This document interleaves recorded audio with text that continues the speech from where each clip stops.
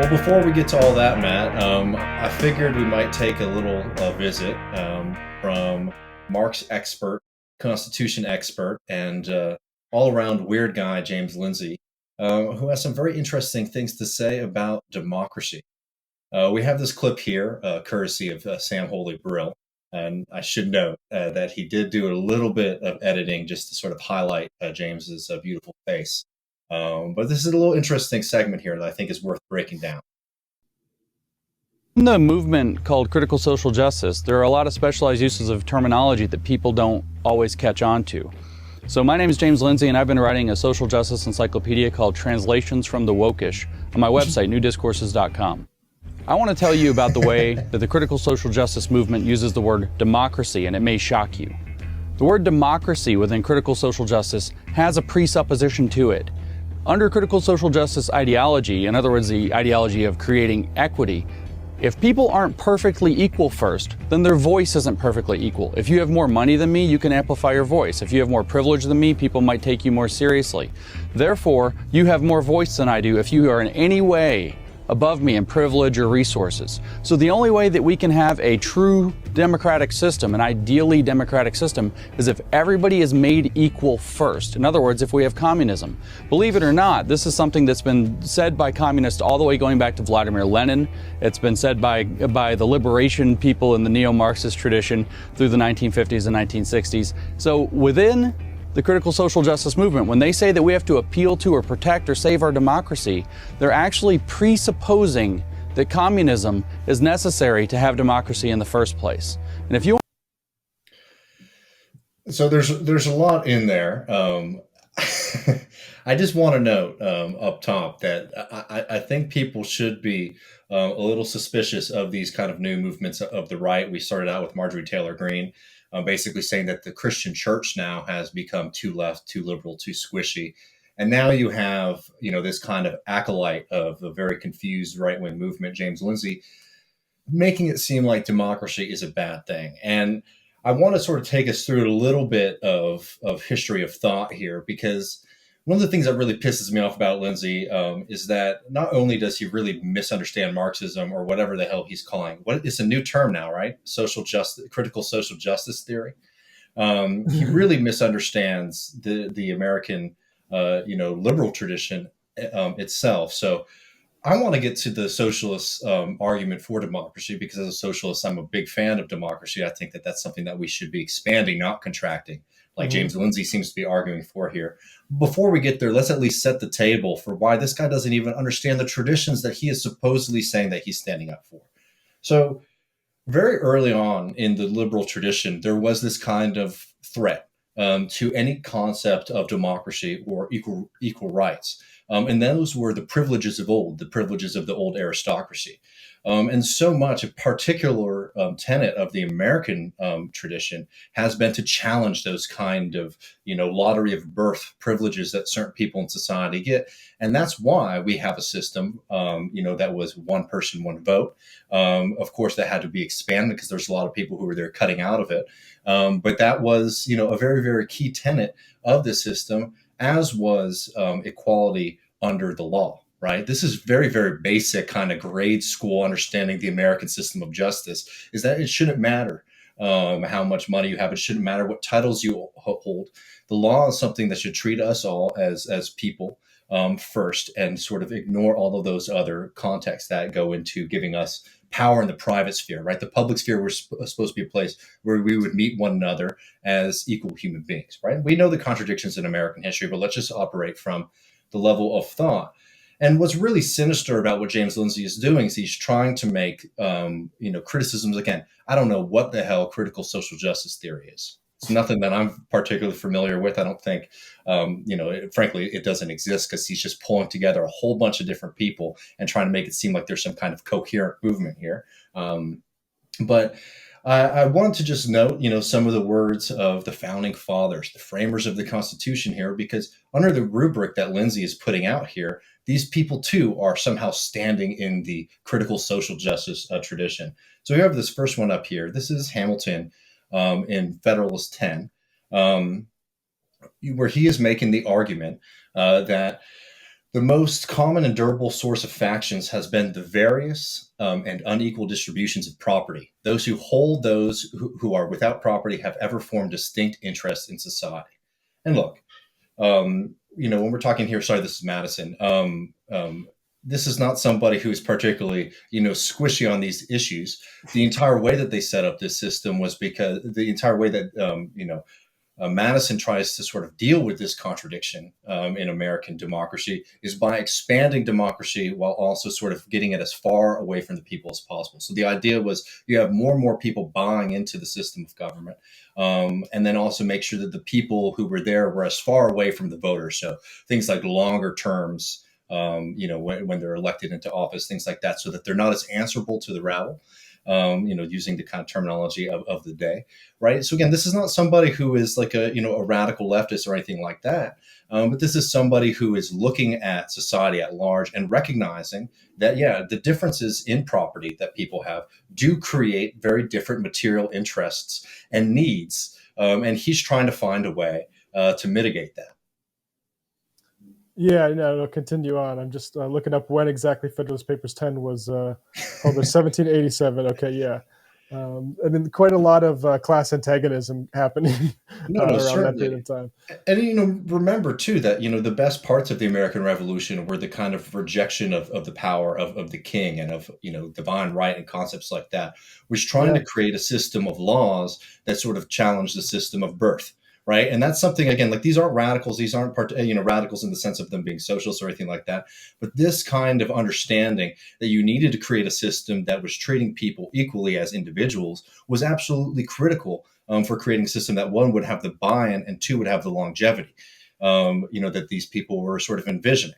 Yeah, Thomas Jefferson did a lot of, I think, early law work against primogeniture, which is the concept of basically the firstborn son inherits all, which was leading to a lot of negative effects and inequality. And so they got rid of it. Let's go on to this next slide here, because this is another important character. This is Hamilton writing in a piece called "A Full Vindication of the Measures of Congress," who says that Americans are entitled to freedom is incontestable upon every rational principle. All men have one common original. They participate in one common nature, and consequently have one common right. No reason can be assigned why one man should exercise any power or preeminence over his fellow creatures more than another, unless they have voluntarily vested him with it, right? So this, again, is like a very, very crucial thing in the American system. We'll get to some of the critiques that socialists have of it. But this is a very, very crucial principle in American democracy. And anybody who spends some time and respects the thought of these people should be very well versed in these things. And again, what is so sinister about what Lindsay is doing is making it seem like being curious about the question of equal right, being curious about the question of different distributions of property is some kind of new importation into political thought. This goes all the way back to Plato, Aristotle. This is very, very crucial in like Western democratic philosophical thought, for people who were critics of democracy to people who were big proponents of it, and when it comes to the founders, there's a mixed bag. They like democracy for themselves, but they didn't want democracy at large for the people. But this kind of thing that Lindsay, the way he's trying to present it as if this is something that is completely new, I think is very sinister and dangerous. And that's why we want to take a little bit of time to correct the record. Before we zoom out a little bit, Matt, would you put on this last one? Just because I think if we're doing framers and, the kind of folks, who are very critical in creating the American system, let's look at one of the best. Thomas Paine, by far. And this is him, I think, saying much better than all these folks, this kind of general principle here, where he writes in The Rights of Man, if any generation of men ever possessed the right of dictating the mode by which the world should be governed forever, it was the first generation that existed. And if that generation did it not, no succeeding generation can show any authority for doing it, nor can set any up. The illuminating and divine principle of the equal rights of man, for it has its origin from the maker of man, relates not only to the living individuals, but to generations of men succeeding each other. Every generation is equal in rights to generations which preceded it, by the same rule that every individual is born equal in rights with his contemporary, right? this is hundreds of years old, this text. I mean, is Thomas Paine, one of these characters in the critical social justice tradition? No. Just timeline wise, impossible. So all of this kind of sinister framing that Lindsay's using for people who are engaging in these kind of questions is, again, absolutely cynical. It's ahistorical, and it shows that this guy, despite trying to present himself as somebody who is the grand defender of Western democracy and liberal values, et cetera, is not very, very well versed in those subjects, nor is he very well versed in Marxism or socialism at large. Yeah. But let's talk about this a little bit, because I can go off on this for a little while, because this was like what I studied at. So go ahead, Matt. I just have one thing to say, like, regarding the actual video of, like, he glosses. How do you not mention, like, let alone, okay, I'm really enjoying this, that look way back hundreds of years. Citizens United was what, 2004, 2005, where it was literally the upshot of that is money equals speech, right? So this idea that, like, ooh, it's some sort of weird theory that, like, having more money equals you have a greater voice. Like, no, that's what the Supreme Court literally gave you that formula. No, I mean, totally. If anything, we, in a lot of ways, when it comes to money and politics, we have actually, in some ways, gone backwards from some of those original principles. Again, not saying that there was some kind of golden age or era or anything like that, but if you're looking at the way that, these people were writing about how they envisioned American democracy to be, they weren't wanting, Walmart to be able to sort of buy politicians. They had, maybe foolishly, this idea that people would take on some kind of civic, personal, moral responsibility to be impartial arbiters, right? Which is one of my criticisms of liberalism and these theories, as well, is that they're not very realistic, as you can see from the decline.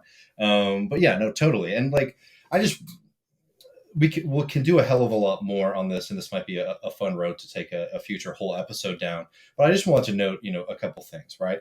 Liberalism and property, these are things that have always been intertwined. If you read any of the kind of founding documents, if you read Locke, if you read the many different theorists of the Enlightenment who people, sort of associate with the early American system of government, the question of property is always popping up, because they understood that this would be a problem, right? If you want to argue that we have equal rights in a public sphere, how can you argue that we don't in the private sphere, right? Where's this line? Where's this delineation?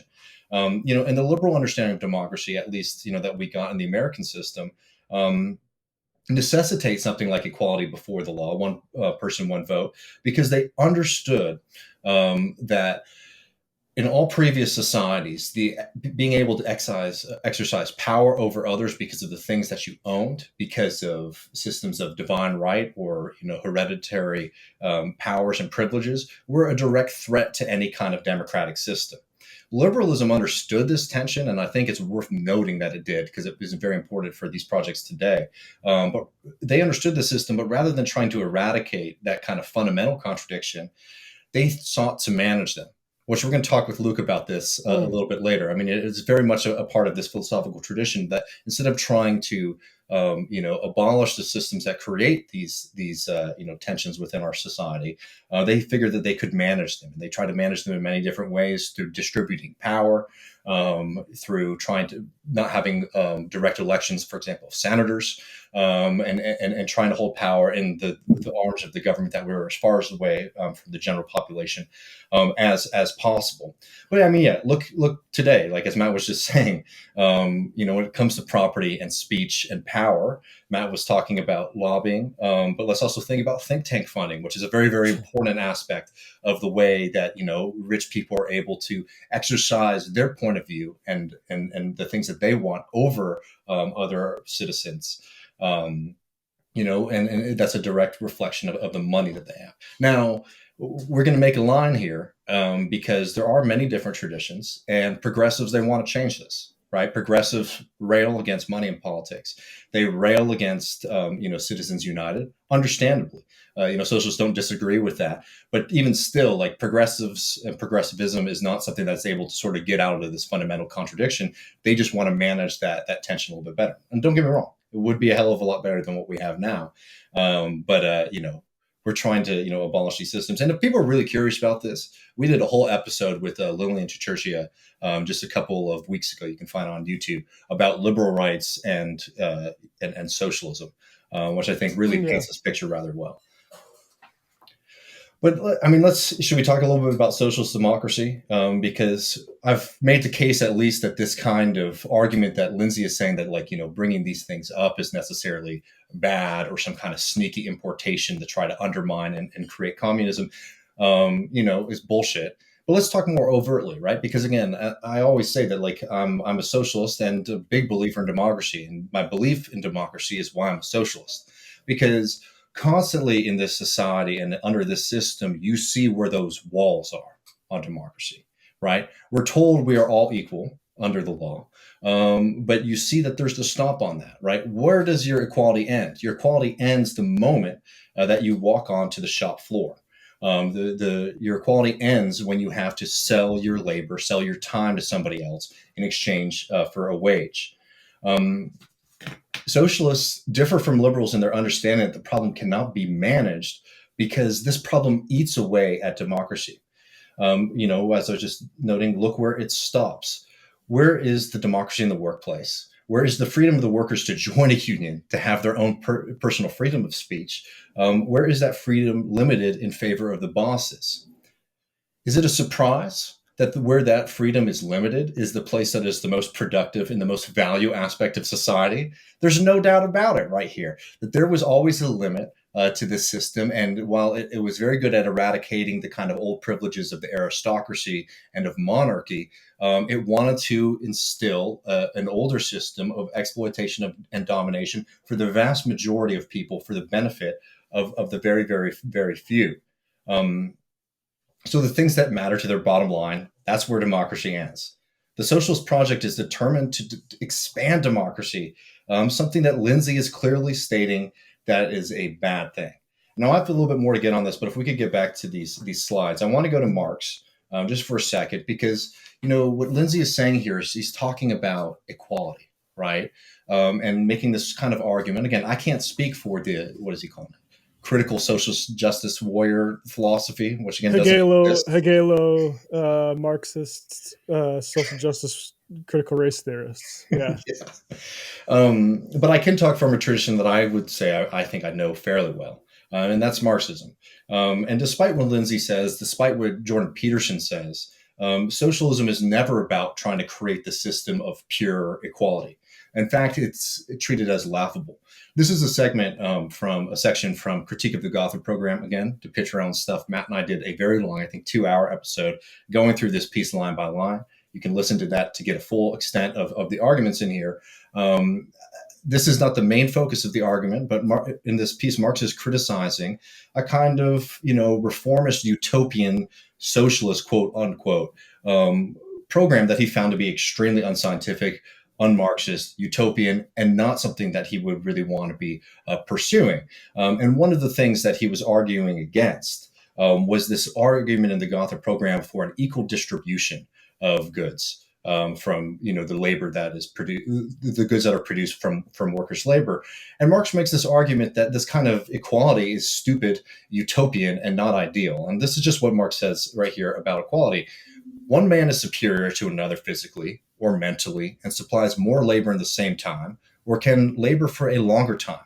And labor to serve as a measure must be defined by its duration or intensity. Otherwise, it ceases to be a standard of measurement.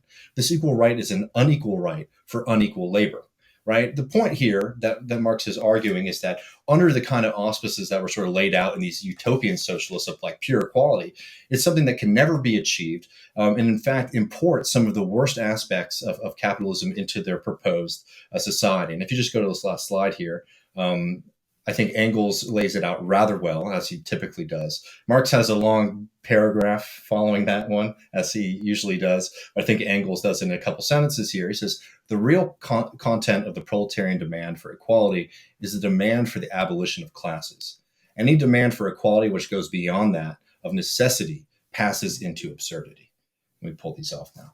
But the argument here is not that we don't want to live in a fair society. We want to live in a society where we're governing ourselves in a true way, rather than this kind of artificial line and wall that exists under capitalism and liberal democracy today, right? And the abolition of classes, right? And what do we really mean by that? The privilege of the ruling class to be able to extract all of the value from the labor of the working class.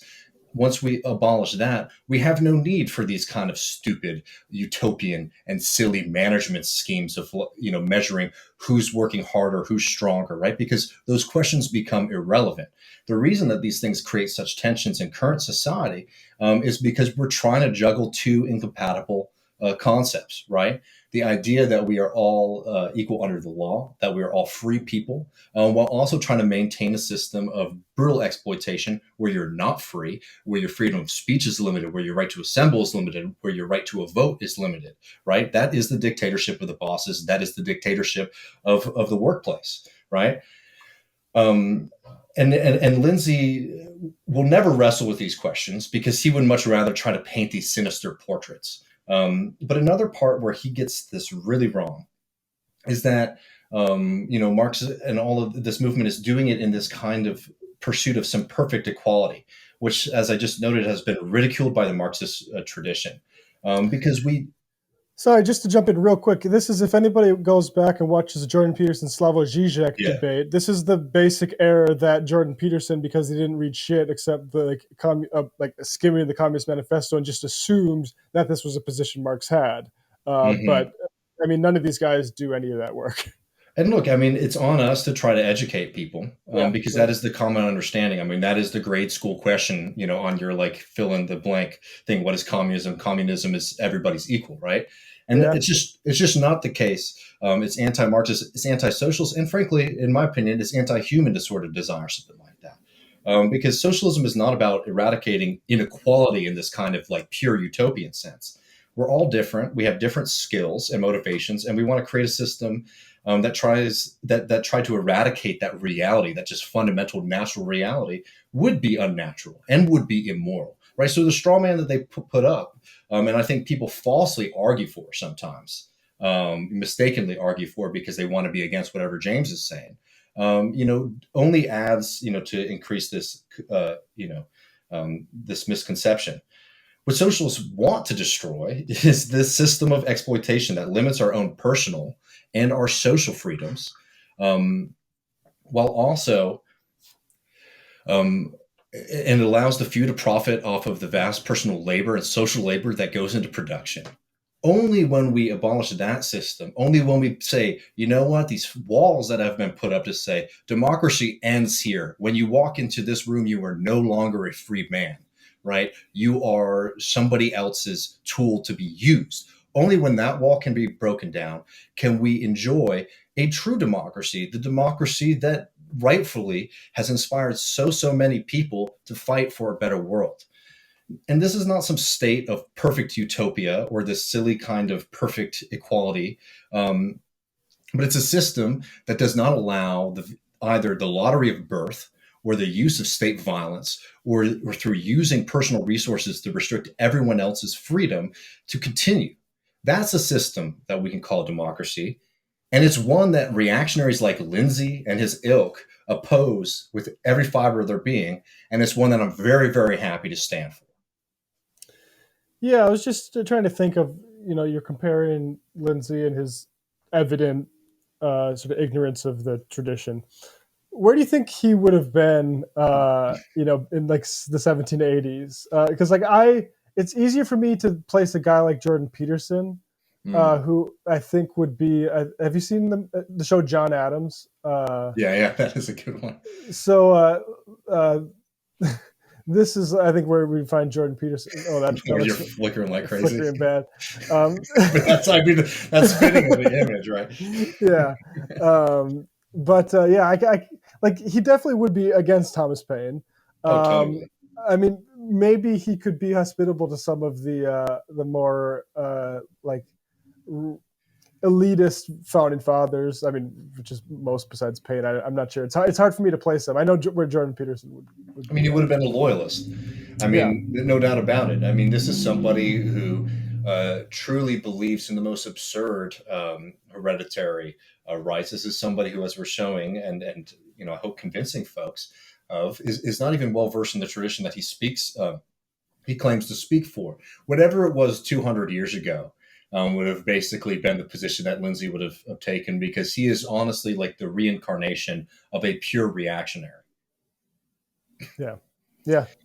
And it's funny that you can't just say that. You can't just admit that anymore. You have to hide that somehow. Yeah. I mean, because like, I know, people get mad when we say this sometimes, but like, there was like what was being done, what was being argued was extremely limited in the context of the American Revolution versus what we would have liked, and what we would have liked to have seen more of the Thomas Paines, being in charge of these things. Right. But it was radical compared to the aristocratic systems of Europe, right? And when Tocqueville came to America, he was completely people always forget Democracy in America, which is a very famous tome most people in college read now, was written from the kind of early standpoint of horror of what's coming for the privileges and powers that people like Tocqueville enjoyed in France, right? Yeah.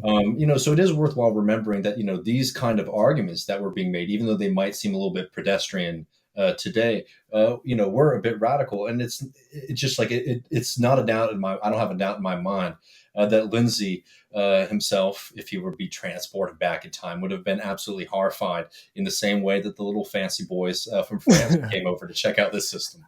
Man, you read like response to the John Brown deal, and it sounds like the hysteria and like the they would have been very. He would have been very, very upset about. I mean, actually, it'd be interesting to see a lot of those guys just talk about that history. Like, would the South have been justified given how aggressively woke the North was becoming about things like slavery? I'd like if they actually got that granular with history, but it's always this sort of weird hodgepodge where you're throwing Hegel on top of like critical race theorists, and yeah.